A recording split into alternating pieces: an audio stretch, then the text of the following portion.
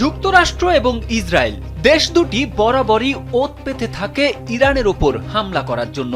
তবে গেল বছর তেহরানে হামলা করে ইসরায়েল যে পরিমাণ নাকানি চুবানি খেয়েছে তাতে যথেষ্ট শিক্ষা হয়েছে নেতানিয়াহুর। তবে এবার তেল আবিবের বড় ভাই বলে খ্যাত যুক্তরাষ্ট্র ইরানের চলমান বিক্ষোভে দমন পীড়নের অভিযোগ এনে দেশটিতে হামলা করার হুমকি দিয়েছে। আয়াতুল্লাহ খামেনি এখনো পর্যন্ত দেশটির ভেতরের এবং বাইরের যাবতীয় হুমকি বেশ ভালোভাবে সামাল দিলেও এবার বিপদে পড়তে যাচ্ছে ভারত। প্রশ্ন হচ্ছে, ভারত কিভাবে বিপদে পড়তে যাচ্ছে? ইরানের সঙ্গে যেসব দেশ বাণিজ্য করবে তাদের উপর 25% শুল্ক আরোপের ঘোষণা দিয়েছেন যুক্তরাষ্ট্রের প্রেসিডেন্ট ডোনাল্ড ট্রাম্প। এতে করে মার্কিন বাজারে প্রবেশের ক্ষেত্রে ভারতীয় পণ্যের শুল্ক আরও বাড়বে বলে আশঙ্কা করা হচ্ছে। কারণ ইরানের সঙ্গে ভারতের রয়েছে বিশাল বাণিজ্য বাজার। দুই দেশ একে অপরের সঙ্গে বিপুল পরিমাণ বাণিজ্য করে থাকে।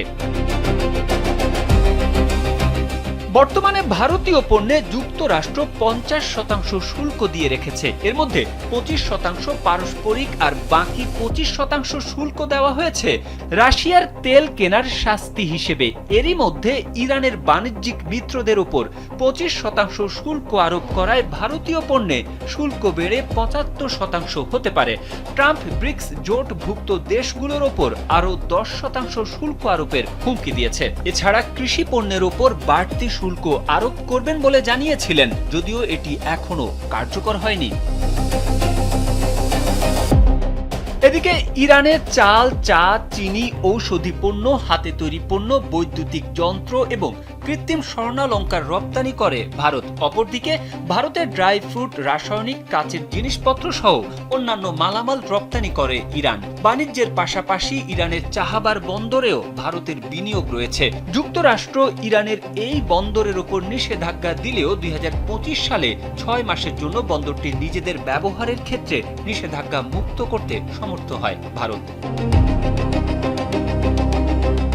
যদি ভারত চাহাবার বন্দরে কার্যক্রম অব্যাহত রাখার অনুমতি হারায় তাহলে তারা বিপদে পড়বে। এটি দেশটির জন্য খুবই গুরুত্বপূর্ণ একটি বন্দর, কারণ এটির মাধ্যমে আফগানিস্তানের সঙ্গে বাণিজ্য করে থাকে নয়াদিল্লি। তারেক আহমেদ, কালবেলা।